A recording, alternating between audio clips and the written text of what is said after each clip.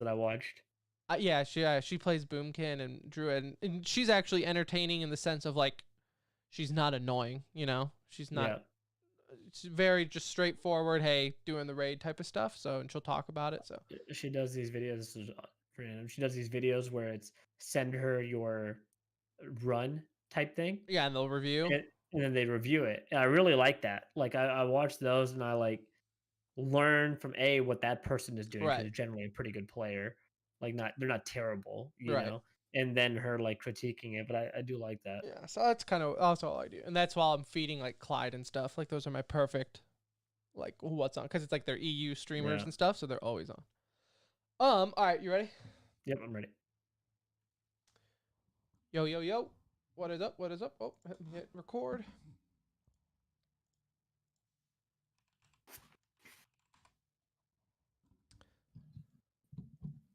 What is up, and welcome to episode 316 of the Center Ring Esports podcast presented by Alt. And this is going to be the best episode ever because we have some Valorant, good old-fashioned esports drama. 100 Thieves versus Riot, we will discuss that, and a bit of e-news to get to in what looks like it will be a shorter episode, but you know how those go. These are normally the ones that somehow get stretched out to 2 hours, but we'll see. We'll see what's up. But before we get to any of that, let me tell you in the show's sponsor, as in Alt Esports. That's ULT for those needing the spelling. You go to altesports.com, you pick yourself up the best apparel, the most comfy esports clothes that the world has to offer. Soon to come for you Call of Duty fans. Arcides is releasing his very custom private line, very limited edition. You can check them out on Twitter. They've actually tweeted out some teasers and previews, and they look pretty darn clean. I'm talking tie-dye, which is all the rage now, and Arcides' signature rose on it. So very clean. I would highly go and check that out because, like I said, very limited edition. So you'll want to get onto it right away. That's altesports.com. This is TSM Zero, and you're listening to TCR. Okay, so let's start.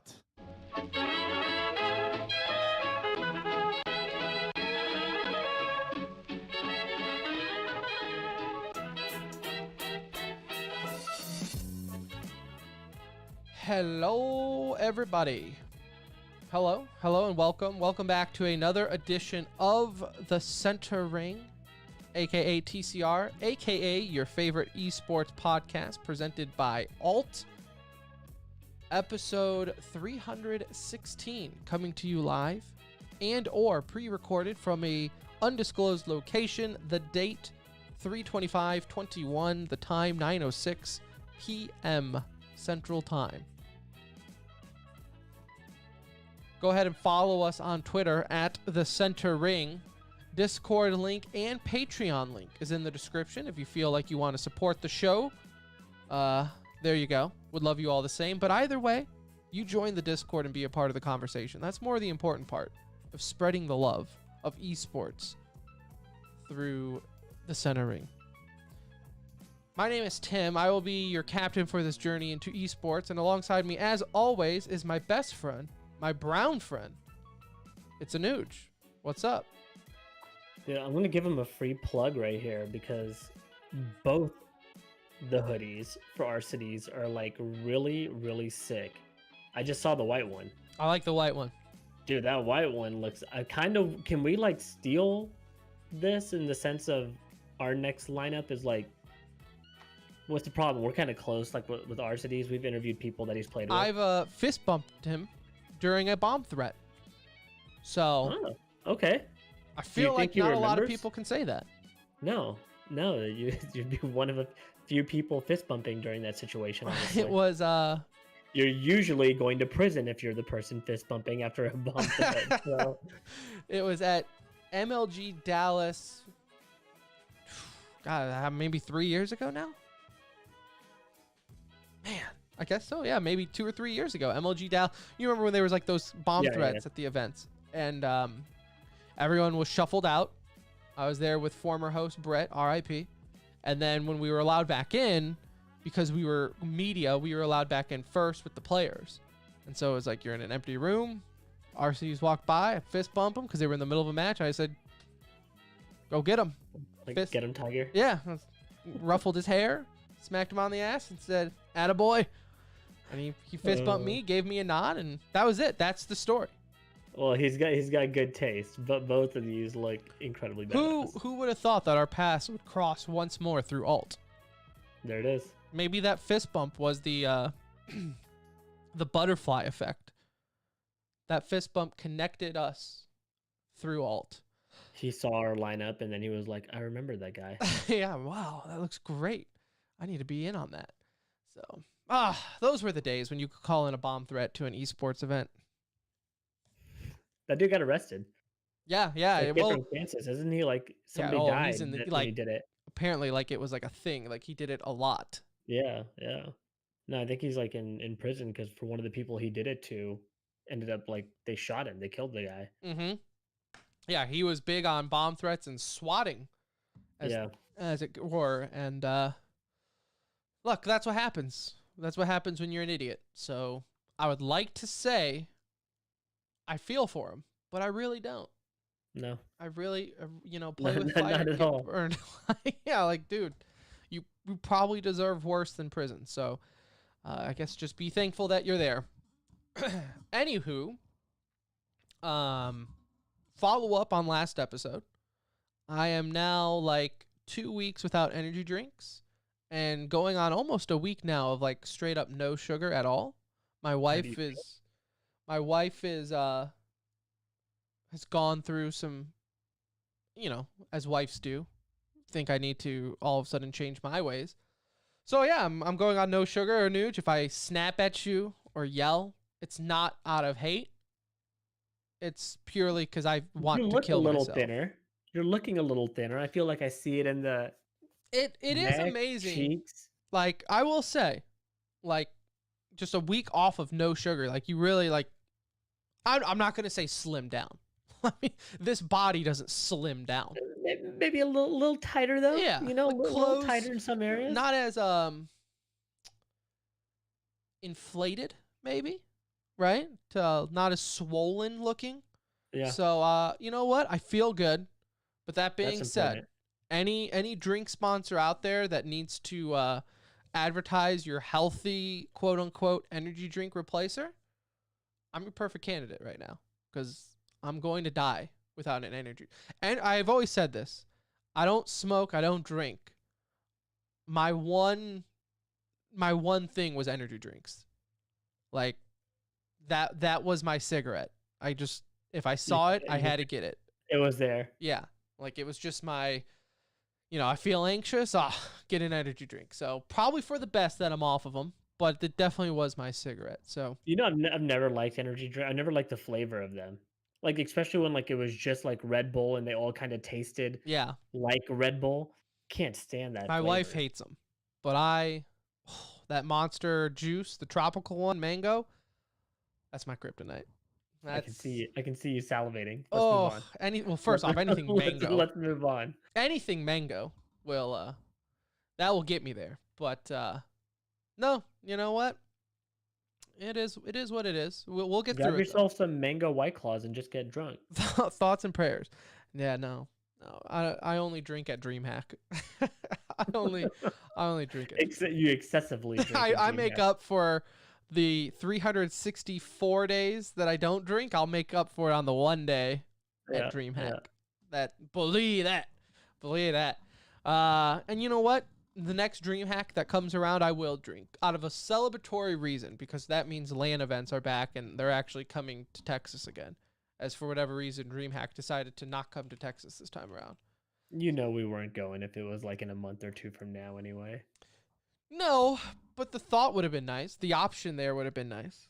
Just to know that, I think you would have felt worse at the end of the day if it was in your backyard and we weren't going. Just to know if it were there. I just want the option. That's all. All right. So let's get into also one thing that would be nice to have LAN events. If I could have a professional segue, is we would avoid some drama. that's been picking up now in esports as of late. And this drama normally revolves around, Anuj, ping and connectivity. We've seen it, not just recently, in Valorant. What we're going to kind of highlight is the 100 Thieves versus Riot, and we'll go into detail there in a moment. But we've seen it in other esports, Call of Duty, right? Every LA team last year used it as a crutch onto why they sucked.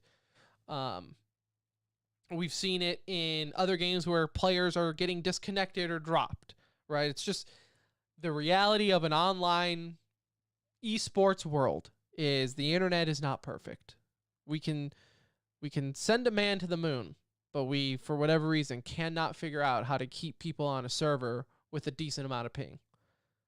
And so now we're seeing this kind of become more and more of an issue, especially as I feel like TOs are becoming a little bit more loose with hey, these are still, we are seeing now huge tournaments all online with the qualifiers being online, and it's like real events now, are being held online. So I think players and orgs are becoming a little bit more sensitive to the fact that hey, we need this perfect.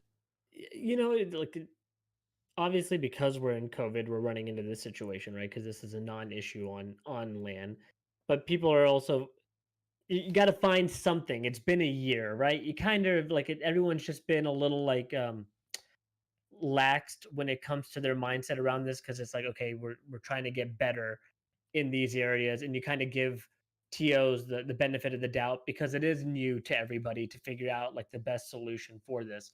Now you've been through a year of trials and you've seen times when it's worked really well. Maybe that means the ping in the server across the board, everyone was within 10 to 15 ping. It felt incredibly fair.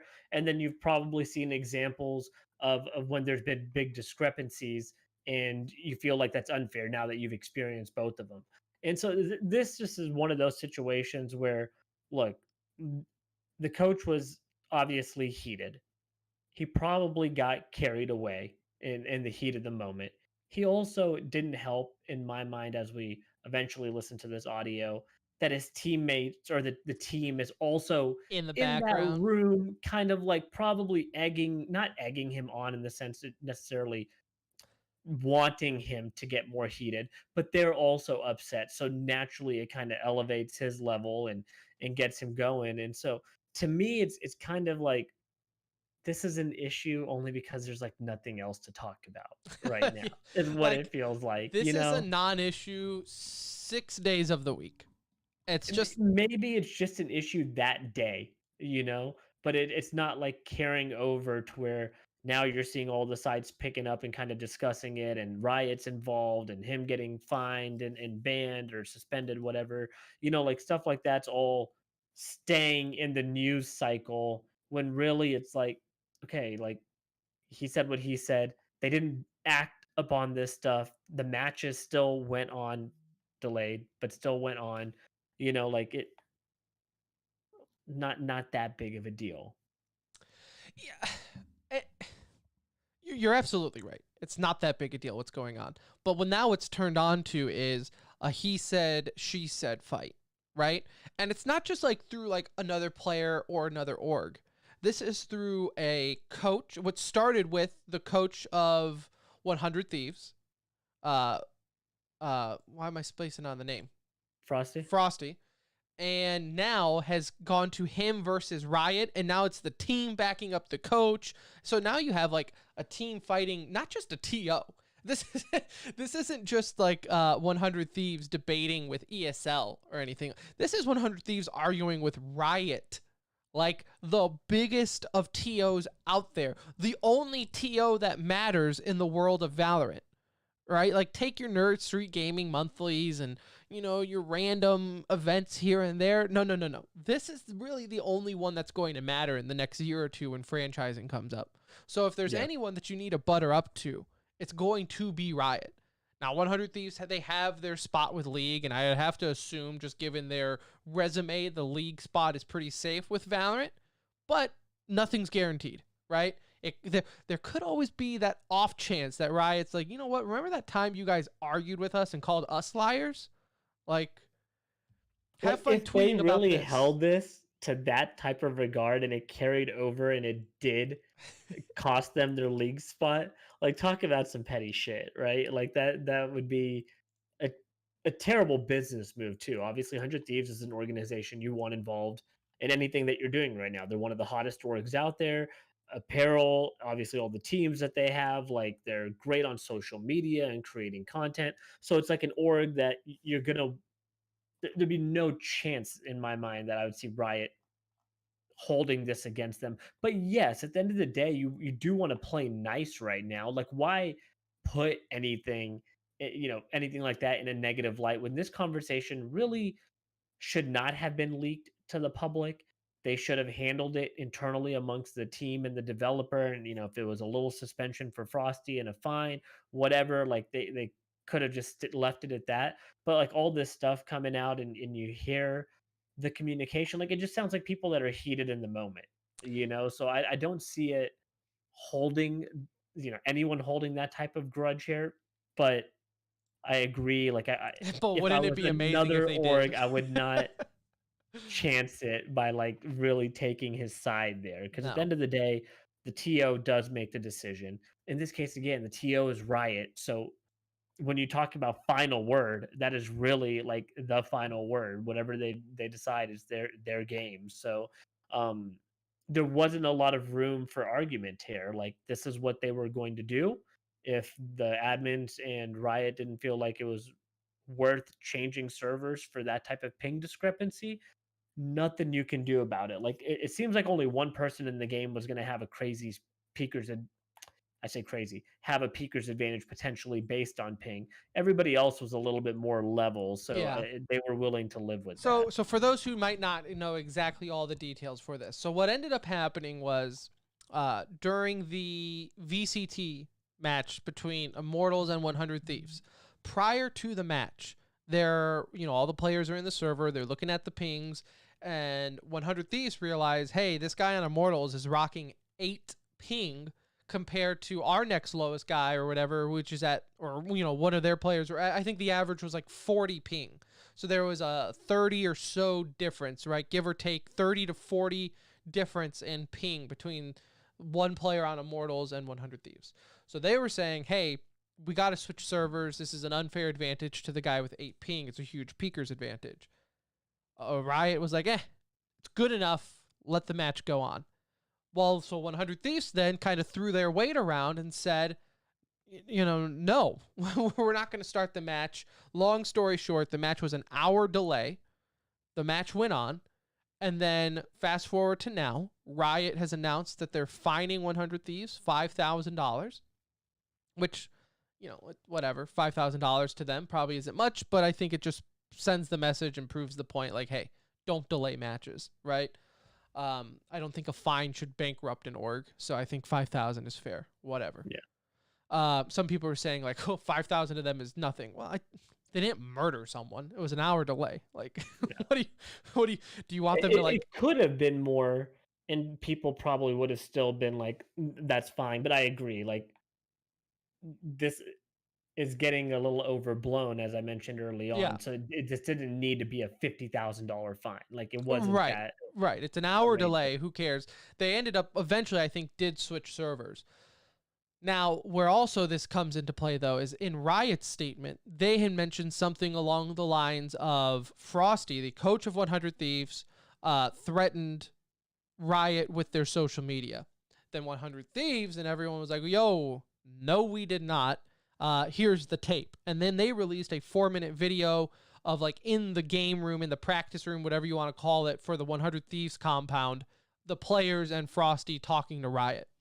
Now, this is, keep in mind, a 4-minute clip. I'm not going to play the whole thing, but I'll play the start because it highlights potentially what Riot is talking about with the threat. And it lets you hear the tone of how this conversation Yeah, is going I'll too. play, 15, 20 seconds of it. And this is 4 minutes of what was an hour delay, right? So this obviously is not the whole thing, but I think it gives enough of a point. So let me play this, and then we'll kind of discuss it further. Yeah. So like, let's just wait. What are they doing? Just talking. There now. Okay. But it has to apply in the exact same way, Joseph. You can't just arbitrarily change the rules. And if you're going to do that, then we can fight back by just literally not playing. And if you DC against us, or if you give us a DC, you're in a bigger shitstorm than we are. The fact of the matter is, you made a decision in the ruling for TSM. And now, that for TSM is being changed arbitrarily. You can't just say the ping difference is a moot point if it's 0.3 as opposed to what, 3.1 like last time? Because in networking, 3.1 doesn't mean anything either.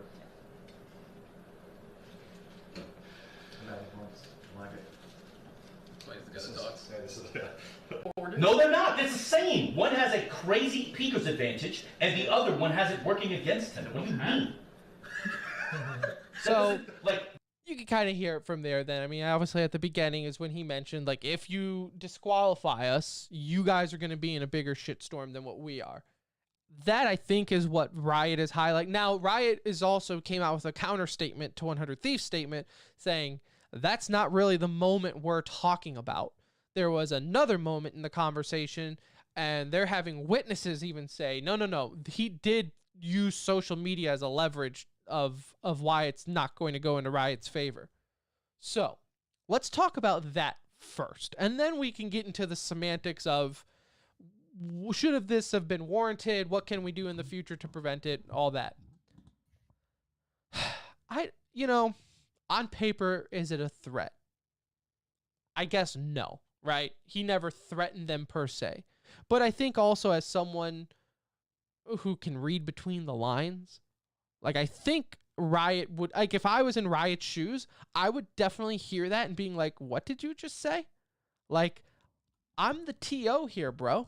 Like, this is to me a baseball coach running out in the field to yell at the umpire to back up his team. Which, look, if I'm 100 Thieves, I'm loving what I'm seeing out of Frosty.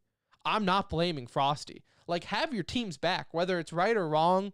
You back up your team in this scenario. Love the energy from Frosty. But that being said, I can also see exactly why Riot's coming out here saying, like, what do you mean we'll be in a bigger shitstorm? Like, could you go into more details for me, bro? He's right though, right? Yeah, Like, I mean that's I don't think Frosty's wrong here in the no, sense of definitely not. like not only is he not wrong for having his teams back, regardless of if he was going to get the ruling in his favor or not. Sometimes there's more reasons to why you do that. You see that in coaching tactics in any game. Sometimes motivation comes in different forms, right? And so maybe this was part of it. But I also think this would not have had 100 Thieves lost the match, and then there was that type of ping discrepancy, and then the players, not 100 Thieves necessarily, started tweeting stuff out about the ping discrepancy and that, hey, we tried to tell them to change the server, but they wouldn't do it. Again, coming from the players' Twitter or the coach's Twitter, yeah, they would have had social media supporting them 100%. I feel, And now let's just make note of this. Not the first time someone from 100 Thieves threatened or did use social media to get what they want. Not the first time. Nate Shot does it almost every day of my life. I see him do it. look, they're like social media juggernauts over there, right? Like they kind of, whether it's between having the number one YouTube streamer, the way they are on, like how big they are on Twitter, like the content they put out, like he's kind of speaking truths there of like, look, if we wanted to, not saying that we would, and he didn't. Not I don't threatening know or what he said anything. outside of that 4 minutes, but within that 4 minutes, yeah, I do feel like he implied, look, it's gonna look worse for y'all. We're gonna vocalize it on Twitter, even if it's just the players doing it. You're gonna be the one incurring a delay. Oh, and if you do disqualify us, guess what? We're the main attraction to this matchup. Um, and people are, going to be pissed that you did that. So it's gonna look worse for you guys at the end of the day. I don't know if he should have, obviously he probably shouldn't have thrown that out there in that type of way, even if he didn't directly say it to like imply it. But they got what they wanted out of it, and obviously he sounded fair, like he was stating facts when he was talking to. It didn't sound like he was just blowing smoke up their No. ass. Like they probably play enough to where they know, dude, this guy has 8 ping. He's gonna have Peeker's advantage in this match. You and I have played in games, Tim. where I've had like 4 or 5 ping, and Yeah. people were like, "Bro," like they honestly think I work for Riot. It's funny because if you live next to a server, you must work for Riot, right? Valorant And servers treat us well. it's really There's got well. to be, because you and I both have like under 10 ping all the Insane time. pings. And like, look, I feel like there's probably a little bit of a peaker's advantage there, even in these pug matches. So, I would like to um, think Riot just knows we need the help. And so they go, you know what, guys, we'll throw you a bone. Here's the lower ping because you're going to need it. like they bought a house next door just to run a server Yeah. for us. I'll take it. And I get it from both angles. Like most time, I feel like I see things from an outsider's perspective and I don't get too attached to either side of things. Like I totally get why they don't want, if they're, because again, like you said, even in a pug, you pull up that list and you see someone with an 8 ping, you're like, damn, that stands out compared to 40. Now, I think going forward, there should just be in the rule book, because I know his argument was like, look, you did it for TSM at one point. Why aren't you doing it for us? There needs to be something in the rule book that states like, look, I don't, and you know, this is just me spitballing here. You drop the lowest, drop the highest, take the average, and if it's like within 25 to 30 ping, play ball. You're good to go. Like, take out the two extremes, the bottom and the top, and then if in the middle is good, we play. Like, one person might have 8 ping, one person might have 40. We can't have an hour delay because of this, or we can't have people throwing a hissy fit because of this. You just play on it, and that's the world that we live in with online. Or, well, I guess there is no or. Like, if that's in the rule book, that's it, right? Or just take the average. If the lowest and the highest are within this range, we go with it. If not, we switch servers.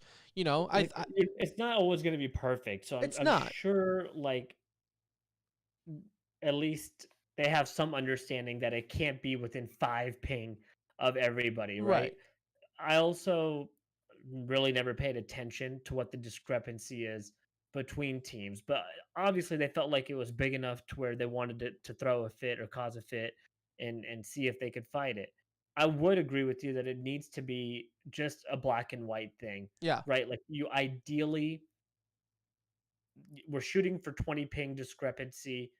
If we can't get that, if we test all the servers, then you settle for whatever the next bar or measurement you want to set, and that seems like an easy solution. And like we've been doing this long enough now, we should start thinking of some of these things. Like I don't think online's even going away once we are back from this world that we live in. Like people have found benefits to doing stuff online, even if it's not for the betterment necessarily of the game. It saves a lot of money. There's like other benefits to it. I'm Well, and sure even more, from like, look at Riot, how Riot does these tournaments now. You know, you have massive open qualifiers.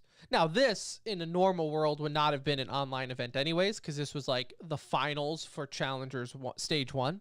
You know, so you wouldn't have had, this would have been a LAN event anyways, probably, so we wouldn't have had this issue in the future. But yeah, you're absolutely right. The way people have now said, like, oh, you mean we can have 100-team open qualifier tournaments? Yeah, we're going to do this online. So 100%. Now, I will also say, this proves one thing, and I tweeted this out the other day, Anuj. Esports has screwed up when they decided, for whatever reason, to settle in California. Like, I also don't feel bad for these orgs bitching about high ping when you chose to live or run your org in the most expensive, far out there state. Apart from Hawaii, you are literally in the worst spot to run online matches in. So that's kind of on you. There's a reason half of the Call of Duty League is living in Texas right now. Yeah. No, I mean, none of them anticipated having to play home matches from their facilities. Those were supposed to be like practice facilities for the most part, and that's what they were built for. So I'm not going to put the blame on anybody for their location. Now, you should have done it in Texas anyway, because we'll That's what save I'm you a lot of saying. money and you can make more. There's more benefits outside. Like, as much as I love 80-degree weather and the beach, I also know I would be living in a hut if I was trying to live, in one of these places that I wanted to And live not in. even a So, nice hut. no, not even a nice hut. Like, it'd be cardboard, dude. It's a goofy thing. Like I said, it's funny because it definitely seems like if Riot would have just said, "Hey, we're fining you $5,000 for the delay," and just left it at that, this would literally be an e-news story and everyone would move on. But the fact that they threw in that, hey, we were threatened by them, that created the retort from 100 Thieves, which has now started this back and forth action. And I don't think it's really going to go anywhere. If anything, for the future, we'll now know, like, like I think this is going to lead into some type of official ruling from Riot saying, hey, we can't have this Now you feel like they discrepancy. kind of have to, right? Yeah, but I do think it's that. Also, we've also known for a while now the servers in Valorant and Peeker's advantage is kind of worse than other shooters. Riot has even made a statement saying like, yeah, we're trying to work as far as how this, what's the right way to do this. So, And it's funny because they sold themselves on the fact that Peeker's advantage would not be a thing in this game, right? Like, wasn't that yeah. the big Well, statement because by it's them? 128 tick, and they're gonna invest in the infrastructure, and it's Well, here we are. It's like any other game, not a whole lot different when it comes to Peeker's advantage. Like it's proven to be harder to get around. I think the one thing they have done well, I guess, is their anti-cheat system for PC at least is better than what I see with most other PC games. Even if it's not perfect, I don't get the sense that I'm playing with a ton of hackers when I'm playing Valorant. at least I don't feel like it, which is all Oh I yeah, care about. Look, that's there the could be a important hacker part. in every single game, as long as I Yeah, don't feel like it. I'm I- I'm good. That's all I okay, need. I can't I will. feel like somebody's Ignorance is bliss, right? yeah, Like 100%. just make me feel like I'm And that's why okay we're on not that front. playing Call of Duty is Warzone is it feels like every match you're in, somebody's cheating. That's right. So, I mean, that's pretty much the saga between this 100 Thieves versus Riot thing. Like I said, I don't think there's any hard feelings through this. I will make note of this too, and I can't find the official statement, but I saw it on Discord and Reddit that 100 Thieves has placed Frosty on probation, which isn't anything really. That's just, I think, them appeasing the Riot, saying like, hey, don't worry guys, we're watching them. We're gonna watch Frosty now, and if he screws up again, he's gone. But all in all, like again, if I was an org and I saw this, I wouldn't think Frosty is completely out of line for being like, you are the coach of this team, you are the player's voice right now. This is kind of what I want out of a coach. Yeah.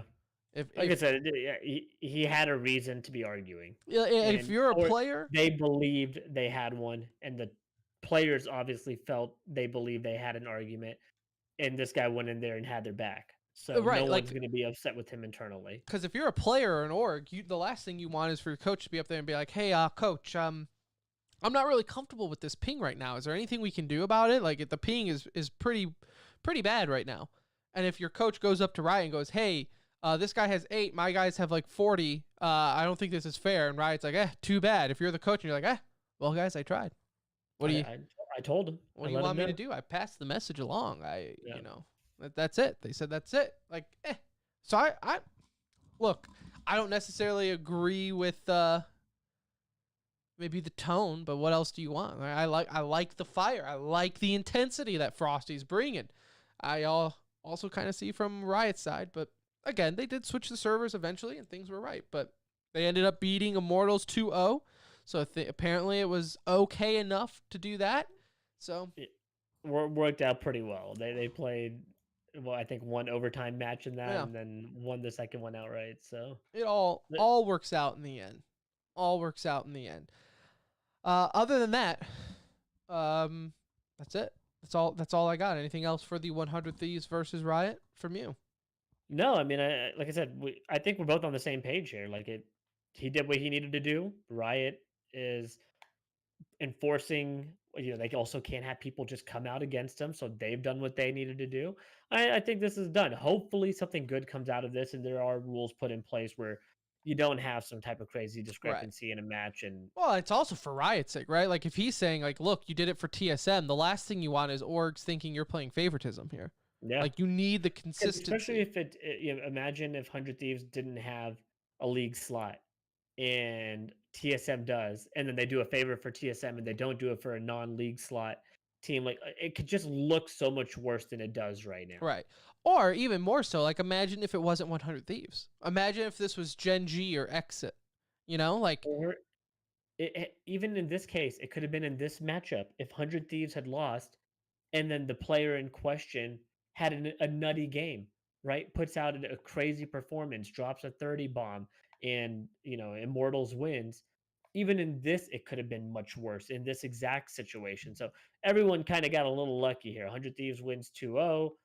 You know, coach in question gets a little fine, suspension, whatever's going on there. Um, Everyone kind of walks away, rubs their hands off, and just moves on. yeah, everyone's the winner here. Like there really is. I mean, other than Immortals, there's no loser in this scenario. Like we said, this is the biggest non-drama drama I've ever seen in esports. I mean, at least it's right up there in like the top 5 of like why is so many people upset about this? Like Yeah. I see the stories and I'm read it and everyone's like, oh, 100 Thieves, they're gonna get it, and I'm like, I feel like that's it. I feel like we've had it. The conversations have been had. That was it. No, We're done. no reason to keep picking the scab, but we'll see. All right. So if you also want to just touch note on here, a little bit of breaking news for you, Anuj. If we want to kind of turn this into a Valorant segment, it is going around that TSM is in talks of picking up Brax. Now this says as a 6th man. That's no, that is as a replacement for your Right. 5th man. That's all that is. that is the most temporary 6th man ever. Yeah, no, I would love the pickup. Like I think TSM needs to think about making changes. We talked about it. I mean, I think that we just brought it up an episode or two ago. After talking about VCT, that I do think TSM is in a position where they need to start considering making changes. Like in the sense of we haven't played well recently, and we've seen everybody else either A, get better, make additions, whatever. We've seen top teams even make changes, just like 100 Thieves did recently. T1 is revamping themselves. Like we need to look at ourselves, and we're no longer an arm's length in front of everybody else. In fact, everybody else has kind of caught up to us, and some have surpassed us. Envy, there's like so many in this grouping now that are above them, that this would be a really smart move. Adding Brex, seeing how he works with the team, I'm sure it will work out well. And then finding your weakest link, right? Like there are a couple names that I would think they would look at first, but really, I mean, I would like to think only Drone and Wardell were probably off the table in terms of people that could get swapped out at this point. Drone has played consistently well, and Wardell is one of the best operators in the game, even if you know they haven't played well as a unit recently. But um, I like it. I like it if they do it. If they don't do it, I think they should still be looking somewhere for a potential 6th or a replacement for somebody on the team. Yeah, and I also like that Brax is joining a team. I feel like he's kind of in that same realm with Tens with me, where the I don't know if it's like the pressure or whatever. It just seems like it didn't work out well that the team was built around him. And I don't, they're very similar in the sense of like very high skill cap with these players. And so maybe it's just they need to almost just be kind of like that let loose and go at it type players. And if you try building a team around that, it doesn't really work because although there is strategy involved with their play, it's also just raw talent is like 80% of it, right? Like unworldly talent behind it. Like Brack still has so much to prove in this game. Like he's able to get by with his CS:GO reputation because it's legendary, but also not because necessarily of only performance, right? All the just stuff that happened around him has created this like legendary status, and in Valorant, he has like a ton to prove. So him taking a 6th man spot kind of also shows his willingness to like, I want to get onto a team. I want to just work my way into a roster. fit in, be one of the group, and like let's just win, right? Like I want to play and win, and that's where the fun comes in. I think for him, it's not necessarily like individual statistics, and so I think this is a would be a really good team with him on there. I think it seems to fit nicely for whatever reason. I couldn't even tell you why. It just seems like that would be a good fit with him on that roster or finding a slot for him there. Um, and I like it. Like I like the thought process if that were to happen that TSM is also considering it. Brax is looking at this of I want to just join a winning, team that has a winning pedigree, find a way onto the main squad. So I think all around it's a great move for both parties. And one last impromptu point I want to make on this impromptu Valorant segment. A follow-up from the VCT and Sentinels winning and Tens obviously being the sub there to win it with them. I'm seeing a lot of things from esports writers in the industry and just going like, what a story! The story of 2021. Oh, an incredible story of Tens coming in to be a sub. Listen, this isn't like Jordan going to Orlando and all of a sudden like Orlando wins, which they didn't, by the way. This was like, this is Tens. You took the number one player. Wait, Jordan to Orlando, DC, or DC. No. I had to let. Yeah, it went to Washington. Oh, what were their Wizards. team? Oh, I got my Magic mixed up. Wizards, Magic. Okay, I can at least see the correlation there. You got me. You got my. Yeah, You got yeah, where I'm going with this. Yeah, Okay. yeah, I did. I see. I knew okay. there was magic involved. Yeah. Okay, fair enough. Because I saw the jersey in my head, and I wasn't confident when I said Orlando, but you got me. My point still stands. This isn't like they took Tens and stuck them on like some B tier team, and then he took them and carried them through the tournament. No. You took Tens, the number one out of this world talent for Valorant, and stuck them on the number one Valorant team. And who then retired like 2 weeks ago, it feels like people are saying like a retired Valorant player 50 hours a week right now anyway. So it's not like he stepped away, So yeah, it's not like it's not like he uninstalled the game and they had to convince 45. him. Yeah, like it's none of that. It's not like wear and tear has beat this kid down and he's having to make some miraculous comeback story. No, you literally took one of the best, if not the best player in the game and plugged him onto a winning team. They found a way to make it work. The impressive part is like, yes, they found chemistry right away. That's a story, but if you think that's the story of 2021, like we got a slow year. we got a problem. It's only March and we've already hit the story of the year by the number one player performing well on the number one team. Whoa. Shocked. I can't. And then I also saw one tweet from a writer saying that, man, I bet you there's some interest in Tens now. Yeah, I'd probably say it's a safe bet. The same amount of interest that was probably in him before. Yeah, like I'm pretty sure there was interest in him the moment he said he was leaving Cloud9. Or it's like I also saw another one where it was like, you know what? I bet you this probably increases his buyouts a lot from Cloud9. Yeah, I would say allowing him to sub in for a team and then winning the tournament with said team probably increased his buyout. Probably. I'm glad you did that hard nose investigating. Although, I would think those numbers are probably set numbers too, right? Like not necessarily. I mean, maybe like, a little he just bit, played but well, so $1 million buyout. Almost, like I would assume there's some sort of set number on some of these things. Because it's like you can't go too high, right? Like it'd be a bad deal if you were a player and you were like, yeah, you can do whatever you want with my buyout. Like no, I would want a number attached. Like any smart, they had somebody smart at least behind them would tell you like, no, that's a set number. That's not I play well. It'd also be somewhat of a dirty move. Like, it is business in esports, and you do have to somewhat play nice with teams, or teams will never want to play with you again at all. And so, like, if you're Cloud9 and you're going up to say, for this example, I have no idea if this is happening, but to Sentinel saying, hey, yeah, we'll allow him to sub. And then Sentinels are like, okay, great. By the way, what is his buyout? His buyout's like $1 million.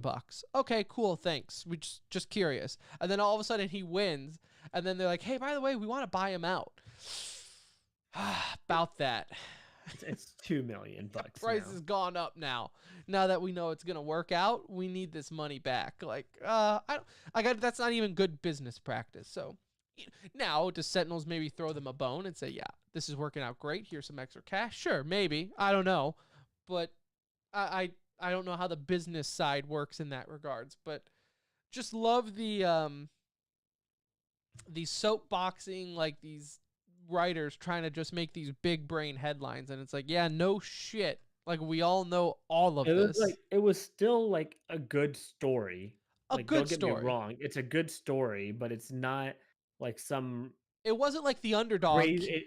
Exactly. It doesn't feel like an underdog story that I feel like is kind of being portrayed out there. It was Like no the Cinderella heavy story. hitter favorite won, Yeah. and I think people were wanting to see like, could they do it or would they get upset? You know, and it would be an upset had they lost. Yeah, there was no honestly, the Cinderella story would have been like, say, FaZe or Envy winning.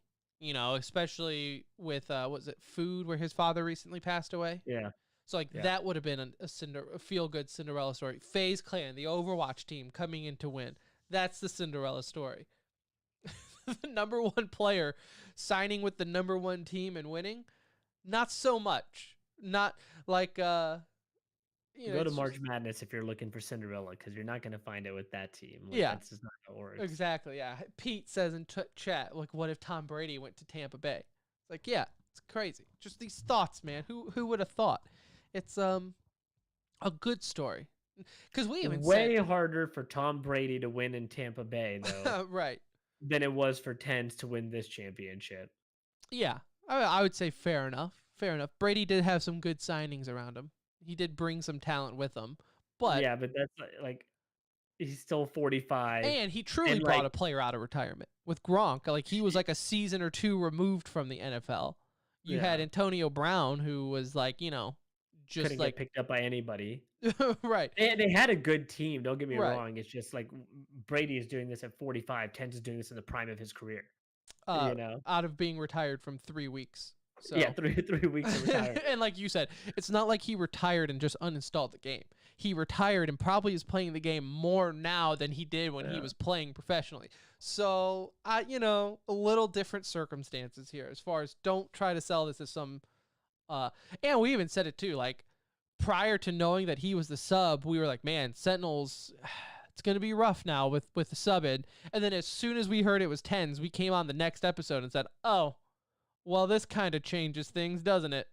Like you're kind of a favorite again.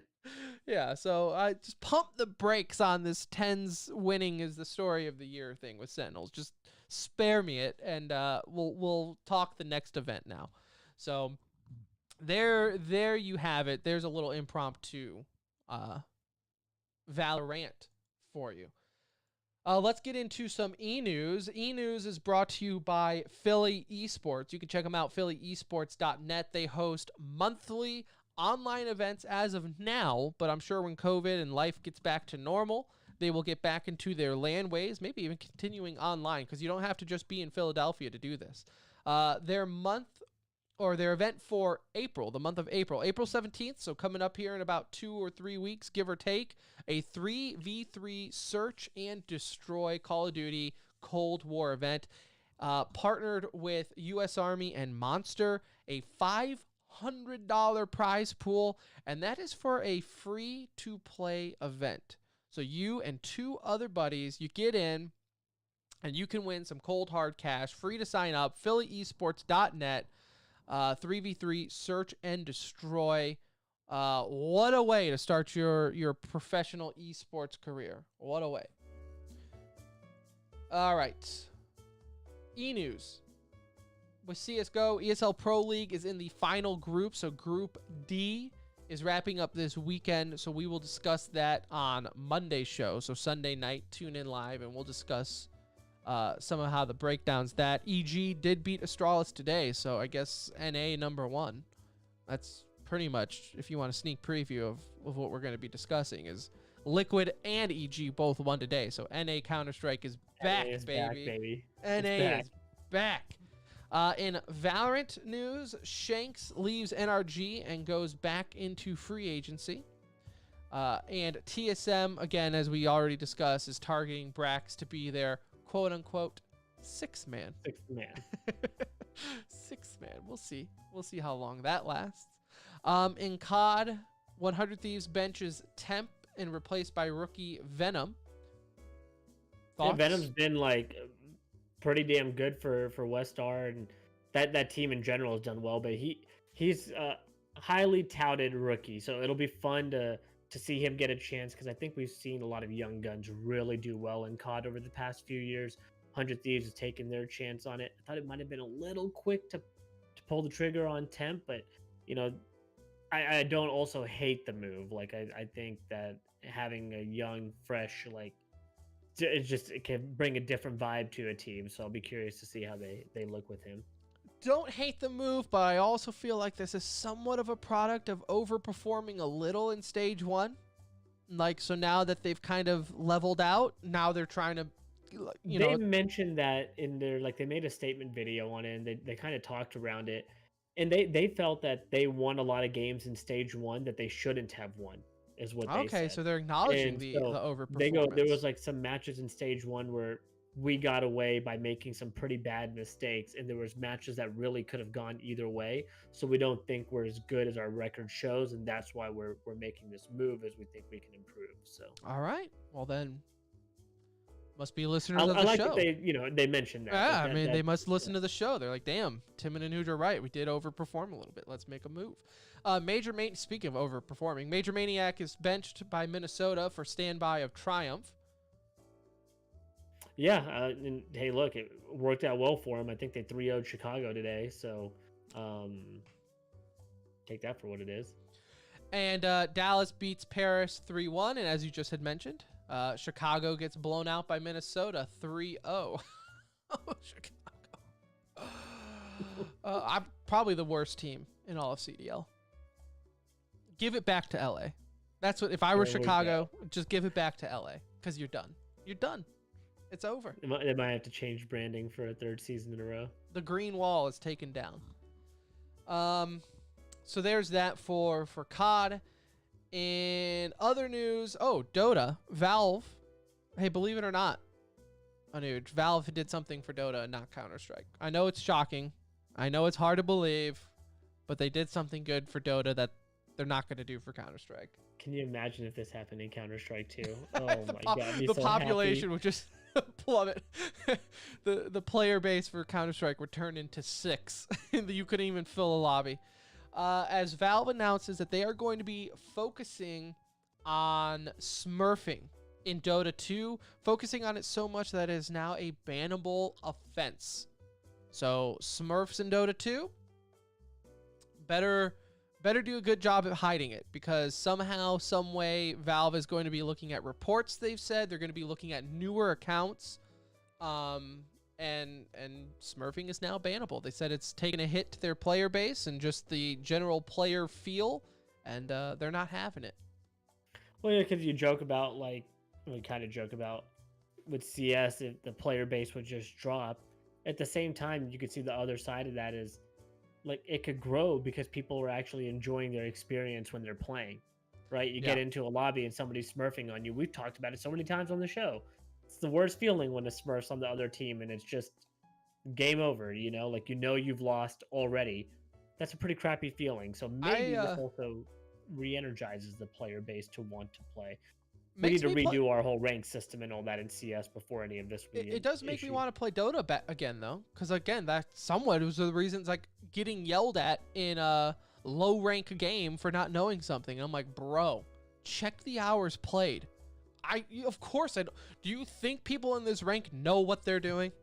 Like, it's like in Counter-Strike, people yelling at people. Now, Counter-Strike's a little different because, like you said, it's the ranking system. And maybe that's why they're not doing this in Counter-Strike, because they know it's their fault and they just won't admit it. Because the rank decay in Counter-Strike is broken as hell. The fact that you and I could be like almost global rank, and now it's stuck in silver, and it's like we either drop 40 bombs or get like 10 kills, and it's like, don't know if this, and like people are like playing executions and smokes, like, bro, this does not happen in Silver 4. Like, Silver 4s should not know a smoked execution, but here we are in Counter-Strike. So you're absolutely right. But Dota, it was also a mess, like getting yelled at for not knowing like the quick rotation or the lane. It's like, smurfing is an issue. Like, I know some people say it, but it is. It sucks. It definitely can ruin it. To me, worse than hacking. Because with a hacker, I just know to accept it. I just kind of... You're just a shitty person if you're hacking. Yeah, you know, it's whatever. I'm just going to report you and move on in life. With Smurfs, you're yelling at me for not knowing something when you are the one playing on my level. So it'd be different if you were like a nice Smurf and said, guys, I'm going to win this for you. I'm also I'm gonna carry this team. I'm gonna carry That's you, the kind of Smurf you want. and I'm gonna teach you along the way. That's a good Smurf. If you want to be a good Smurf, that's the way to do it. Teach the people in the lower ranks. Don't join a lower rank and be like, "What do you mean you don't know this?" Like, because I'm like a silver. Like, What do you mean you don't know connector smoke from spawn? right? Didn't you watch the ESL Pro match? Like, no, I didn't. So, anyways, good on Valve. Hopefully, other games do this, right? If we can, just on a rant too. Don't get how multi-boxing isn't bannable in WoW, but that's just me. I think it is now, though. There's like loopholes, though. There are loopholes, but it is like a bannable offense I know. now. Believe me, I reported a multi-boxer one time, and I messaged him saying, "Hey, I reported you. Have fun." And he's like, this is not bannable because I am using this technique, and it's only this technique that is banned." I'm like, I feel Still like reporting you. semantics here. I'm gonna report you, but I still think you're gonna get banned for it. And he was like, "No." I'm like, I think it's almost like the argument of like, look, I didn't kill the man, the bullet killed him. Like, but you were the one who pulled the trigger. No. The bullet killed him. You multi-box. So. Right, like, no, you're multi-boxing. It's the same thing, whichever way you spin it. So anyways, that's just my rant on multi-boxing. And wow, in FGC, sad news, former Pro Zero is hospitalized after a suicide attempt.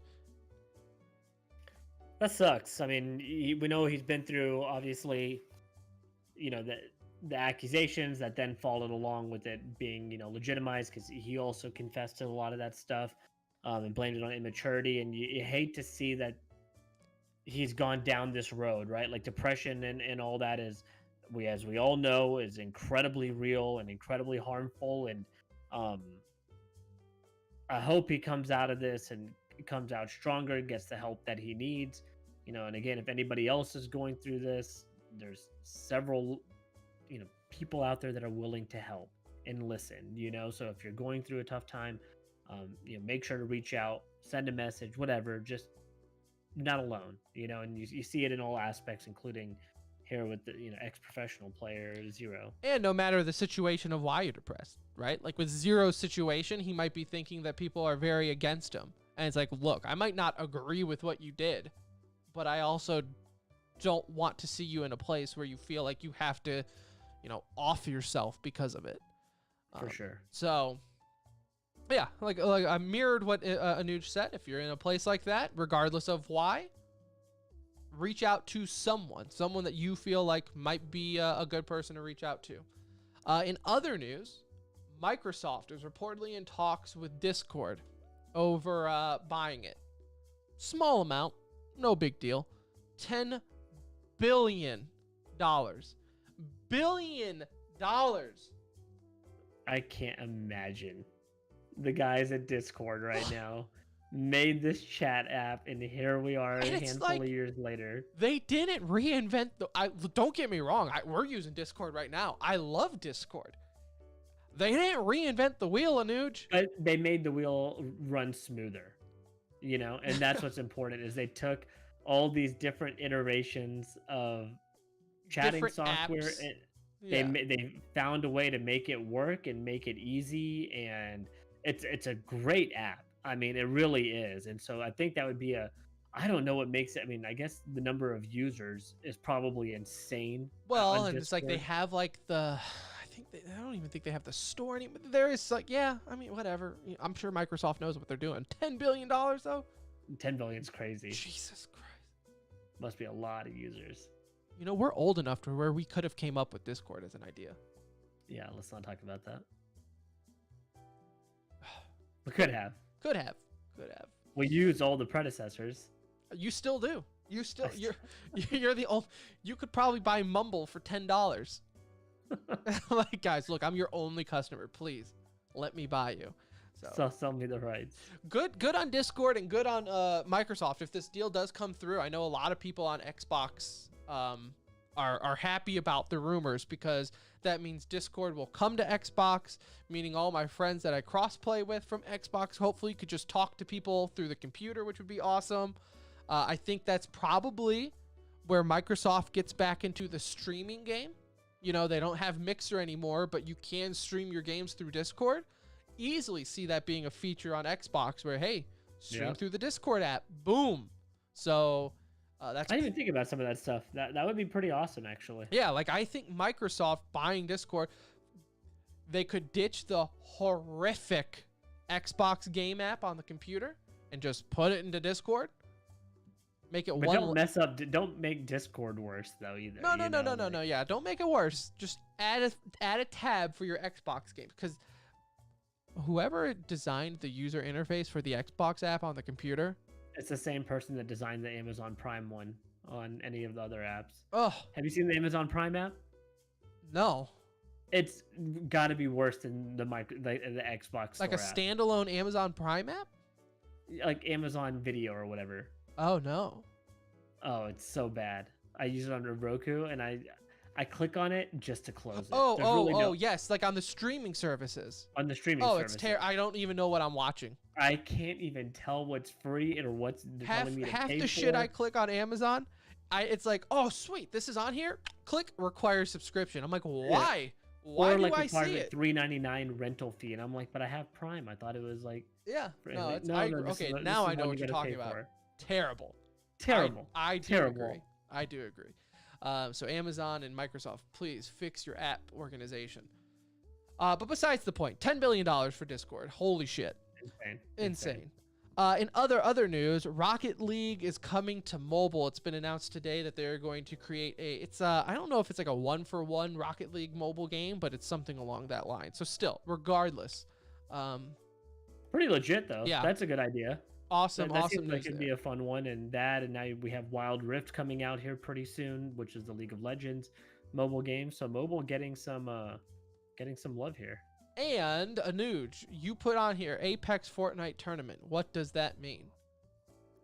So yeah, I wanted to just promote it one more time for my work again is hosting a 2021 Games versus Cancer tournament, doing 4 tournaments throughout the year. The first one is Fortnite. Registration is coming up. It's almost done. It ends Wednesday, March 31st, and the actual event is Friday the 2nd, and it'll be after hours for everyone there. Again, we'll post the registration. Go check it out. All the proceeds go to the American Cancer Society. Just love that they're part of this, and we're doing something that helps, even if it's just a little bit. You know, it makes a difference. So yeah, we'll tweet it out. But again, registration ends March 31st, event April 2nd. And if you're into Fortnite, this is the one for you. Otherwise, they'll have Rocket League, Apex Legends, and Call of Duty throughout the year. An Apex tournament. They should have just done that. Like it was built. It was like ready to go, right? Like just an Apex tournament. That's all you need. Easy enough. All right, yeah. So get it on Discord, and we'll tweet out the registration and everything there as well, like Anuj said.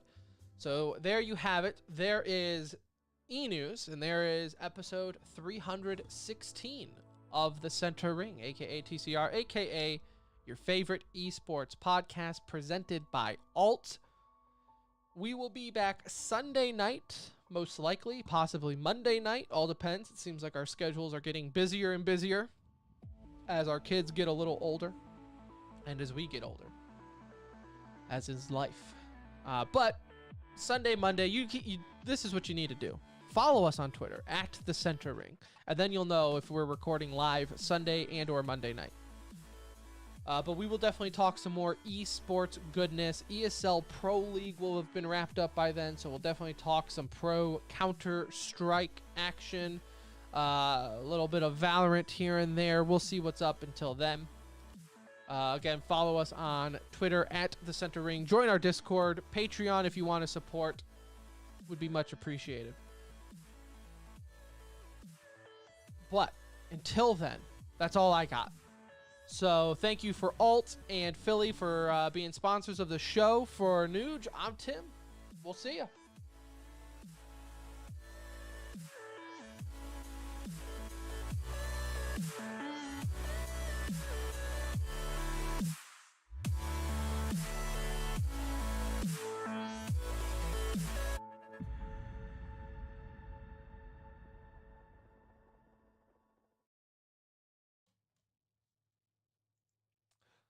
Beautiful, everyone in chat. Thank you for stopping by. God bless. Love it, That love was it. good. Love it, I'm love it. glad you turned that into Valoranting a little bit there. That was Well, it's like as I was doing it, it's like I noticed the like the Brax news, and yeah, then, that was a good one to bring up. and then I just remembered I wanted to make fun of the esports writers for trying to make it seem like it was what is up, all these crazy you know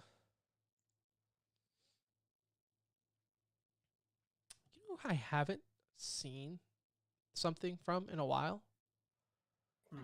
Jacob Wolf. He was working with that new company. I forgot who was it? No.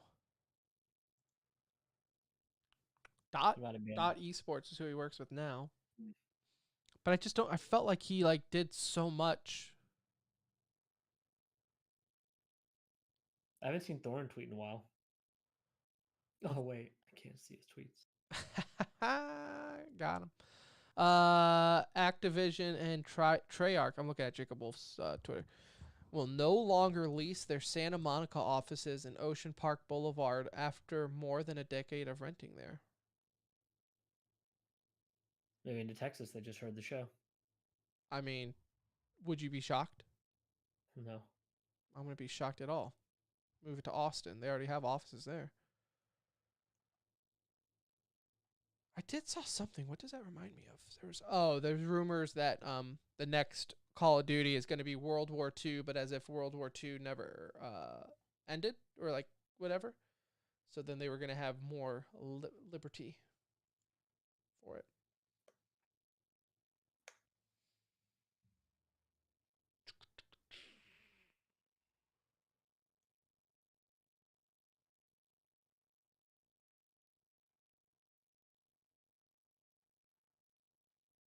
I know they did. Thorn and them did their Four Horsemen thing. They've their monthly thing that they're doing. Richard Lewis and Monty and all them. They did on the 100 Thieves thing on the subreddit. Seemed like the reception was mixed. Was mixed? Yeah, some people were saying like it looks like they were just hating on Valorant from the get-go and never really gave it a fair shot and kept comparing it to Counter-Strike. Yeah, that's always going to be fun. Right. I just love that the group of people who say that they'll never work with Riot has no problem doing shows on Riot stuff, profiting off of that. Like, okay. Feel like that's kind of the same thing, but to each their own, I guess. Semantics. I got my yikes. Posting this on Facebook right now. Minnesota Rockers internship. Have you seen this? I saw that during the show, and I was going to follow it up. But all right, we're going to kill the show so we can get to editing. Anyone in chat, love your face. Talk to you later. TTYL. ILU. Bye, guys.